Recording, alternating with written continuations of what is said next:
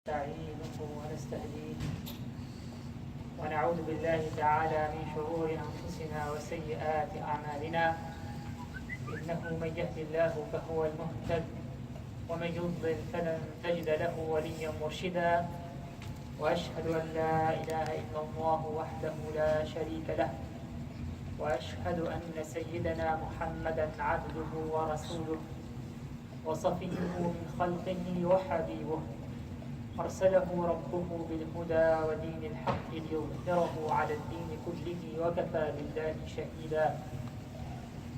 All praise due to Allah, our Lord, our Creator, and peace and blessings be upon His Messenger, Sayyidina Muhammad sallallahu alayhi wa sallam, al-mab'uth rahmatan lil alameen, the one who was sent as a mercy to all mankind. أما بعد أيها المؤمنون, Allah subhanahu wa ta'ala has made days of nafahat, days of barakah throughout the year, and these are days where the believers can come closer to Allah subhanahu wa ta'ala through more effort.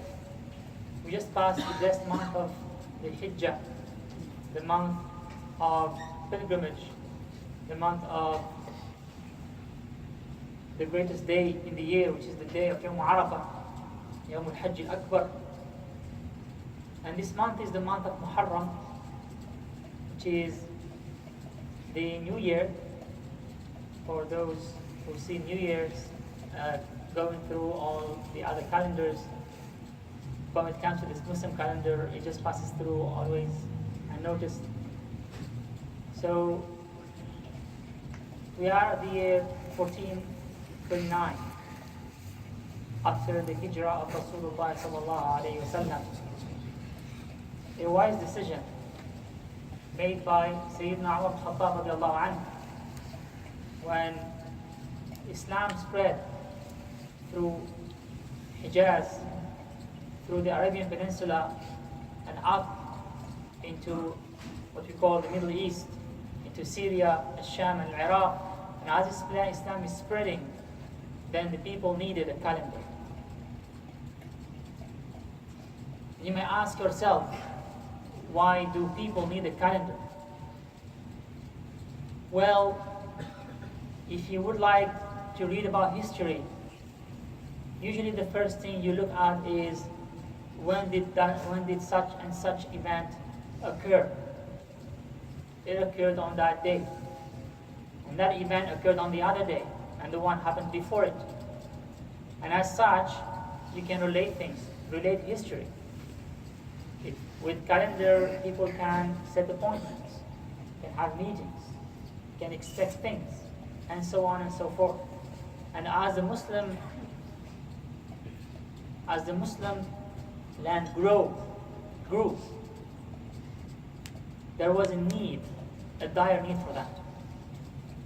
And Sayyidina al-Khattab, when he consulted Sahaba and the people around him about what day will we choose, they said, it is such and such of every nation. They celebrate the birth date of their emperor or the birth date of their prophet, like Sayyidina Isa alayhi salatu wasalam. So they make it the day of birth, the first day, and so on and so forth. And you can see even in the names of our calendar, the Gregorian calendar, or you can say the Roman one, in terms of names, are using that. For example, August is a name of Augustine, who was an emperor, and July is from Julius Caesar, so from Julius. And the other names of the months of other what people used to think as deities, for example, the names of different deities and so on.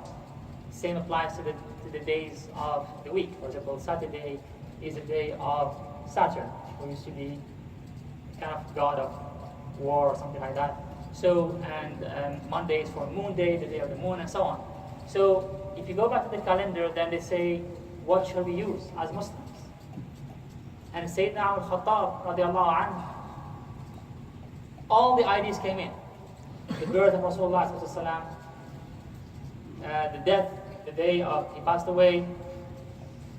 There are narrations that say it's the same day, 12th of Muharram, but the year is not the difference there. So, and then came, what are the other events? The day of conquest of Mecca, Yawm al-Fath, major day, right? The day of Badr, the first victory, and so on and so forth. But at the end, all consensus came upon that the most important event was that of the migration. Not to Canada, but it was the migration of heart, of the physical migration of the believers to a land where they can apply their deen, where they can live their deen freely. And it was a day of major sacrifice, a year of major sacrifices. People have left their families. People left their families. People left and they were obliged to leave behind all their belongings. They were told, you came here empty-handed and you made your business here, you made your wealth here. You do not leave this place with that wealth. If you want to leave, go. For those who were allowed to go, and there are those who were tortured, and so on and so forth. So the Hijrah was a major event. That's why Muslims need to remember that. And relate the stories of so many companions. Even many of them are dramatic stories. So these are very important stories for the believers to remember. And the month of Muharram is among the months of Al-Ashhur al-Hurum.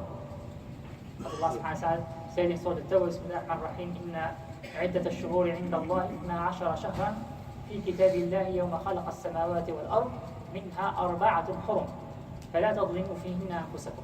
So there are 4 months, and this tradition, this sunnah, this is command from Allah subhanahu wa ta'ala, seems to have been forgotten. These are 4 months where the believers don't fight in them.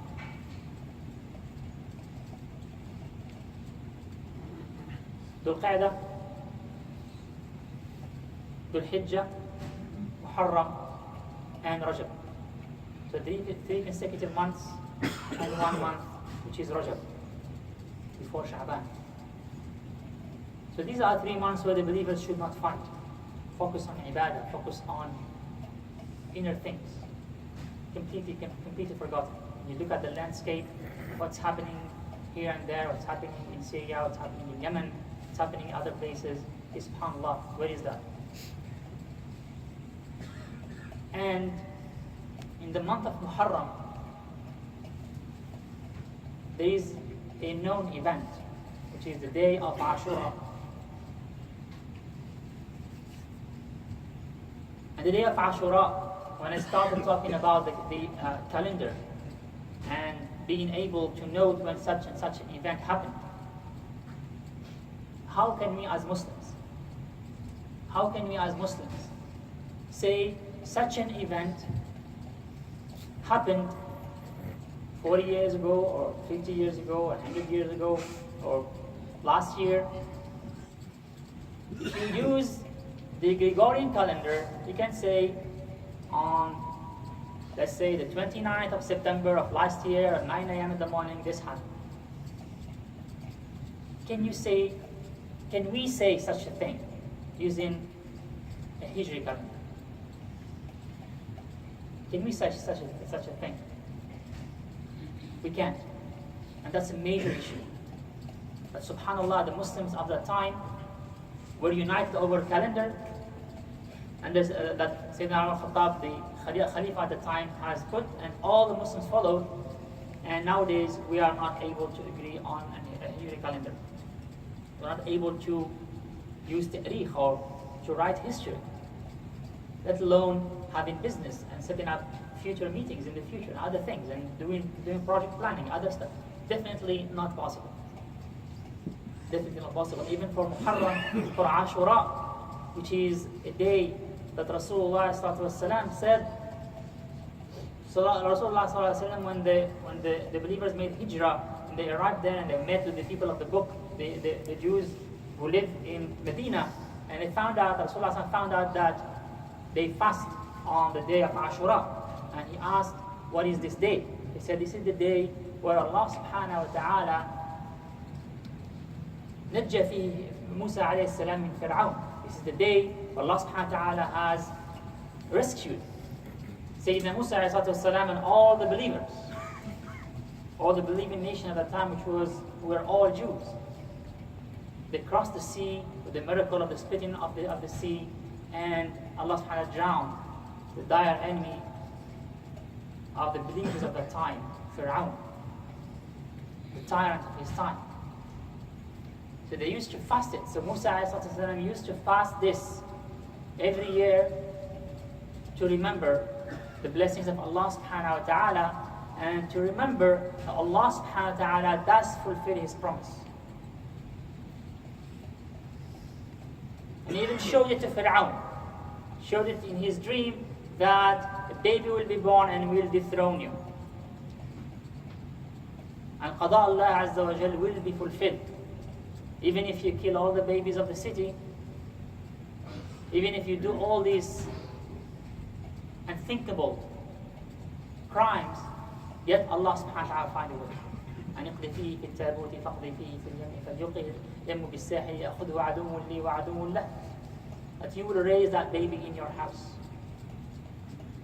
Allah subhanahu wa ta'ala ويمكرون ويمكر الله والله خير الماكرين. So Allah subhanahu wa ta'ala fulfilled His command, and Allah subhanahu wa ta'ala saved the believing nation. And Musa alayhi salam was thanking Allah subhanahu wa ta'ala by fasting this day and remembering His blessings. And Rasulullah sallallahu alaihi wasallam said, نحن أولى بموسى منهم. نحن أولى بموسى منهم.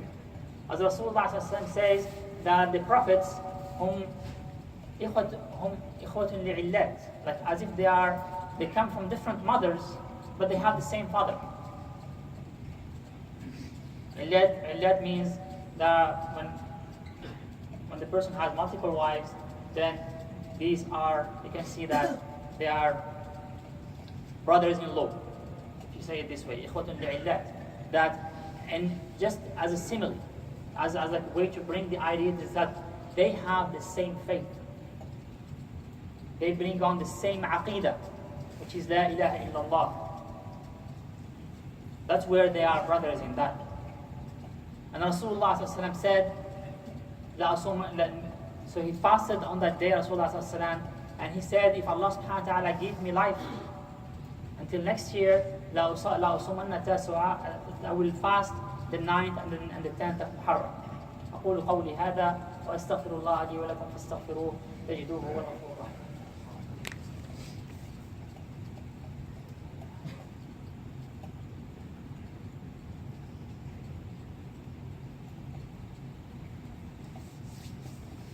الحمد لله وكفى والسلام على عباده الذين اصطفى الله خير أما يشركون. أيها المؤمنون.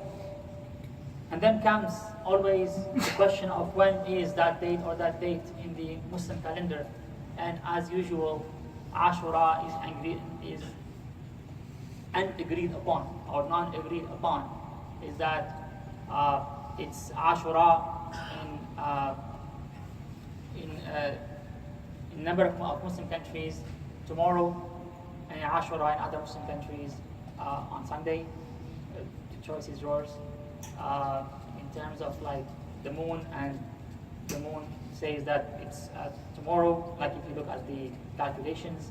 So, but just to give you an idea that events like this, they pass unnoticed because it's not Eid, it's not like Eid al-Adha or Eid al-Fitr, but yet still we have the same disagreement. Some countries say tomorrow is Ashura, other countries say tomorrow is Tasu'a, and they are in the same physical location. So, in all cases, may Allah subhanahu wa ta'ala help us unite our calendar, and may Allah subhanahu wa ta'ala help us. It's a form of unity. It's like some kind of like requirement. If you want to be united.